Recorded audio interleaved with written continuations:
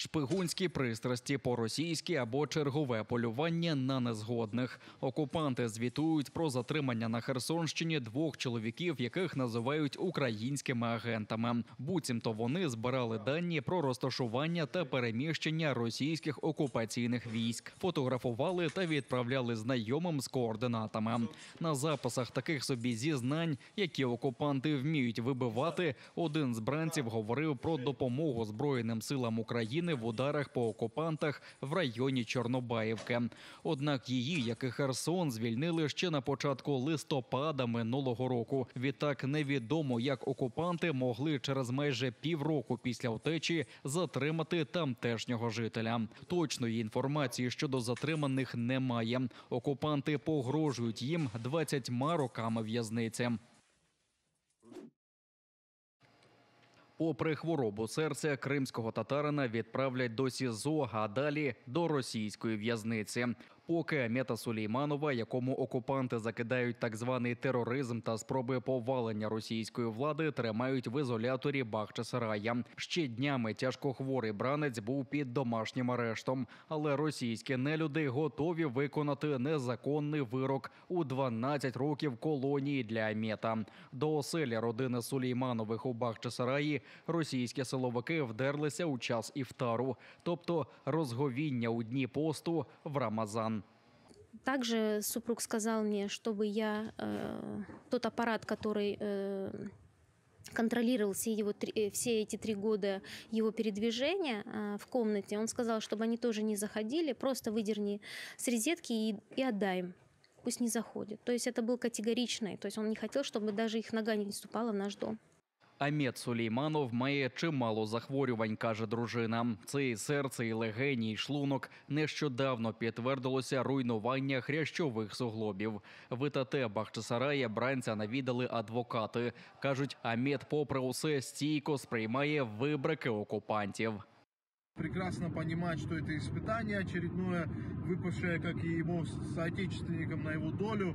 Вот, тем более в месяц Рамадан, когда мы все мусульмане постимся и так далее, да, то есть, морально, Амета, я думаю, в этом плане им не сломить. Враховуючи його стан здоров'я, за проторення Амета Сулейманова до нелюдських умов російських катівень фактично смертний вирок. Обурюються родичі бранця. Це виглядає як сплановане знущання на тлі нещодавньої смерті у ростовській в'язниці літнього і хворого кримця Джеміля Гафарова.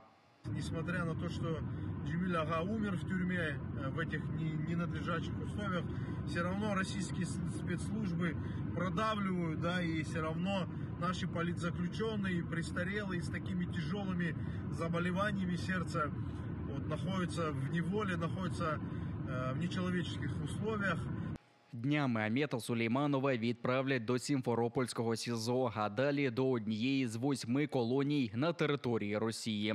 Це чергове порушення Конвенції про захист жертв війни і черговий плювок держави-терориста в лице ООН, яка забороняє тримати тяжкохворого Амета Сулейманова у в'язниці.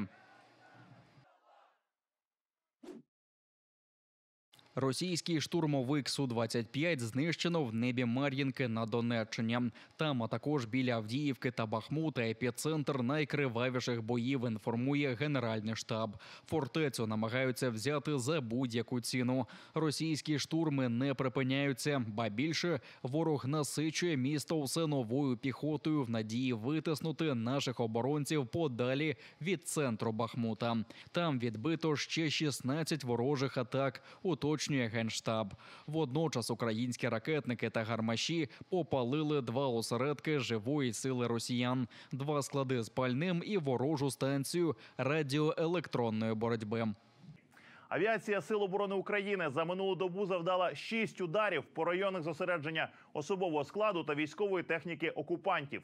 Окрім того, наші захисники знищили 3 БПЛА різних типів – Орлан-10, Суперкем та Ланцет-3, а також 3 коригованих авіаційних бомби. пояснити чиновникам особливості Криму, щоб поліпшити його реінтеграцію. Відкрито набір на курс про історію півострова для держслужбовців. На онлайн-платформі «Зрозуміло» у проєкті про Крим йтиметься про перехідне правосуддя після звільнення Криму, подолання наслідків окупації та потрібні реформи задля реінтеграції півострова. Окрема тема – права та розвиток корінних народів, зокрема і кримських татар. Онлайн-курс складається зі вступного відео, 10 лекцій українською мовою з кримсько-татарськими субтитрами та додаткової лекції з коментарями експертів англійською мовою. За результатами навчання ви дізнаєтесь про основні історичні події на Кримському півострові, про події початку збройної агресії та перебіг тимчасової окупації Криму. Ви зможете отримати інформацію про те, як Україна бореться за Крим на міжнародному та юридичному фронті. Важливим також є питання про історичні наративи, про розвінчання всіх тих нашарувань, системних нашарувань російської пропаганди, які перетворювали Крим і перетворюють сьогодні у лабораторію цієї неоколоніальної політики, яка сьогодні там реалізується. Для майбутнього потрібно готуватися. І вже сьогодні системно отримувати знання та навички, формувати та узгоджувати спільне бачення відповідних політик.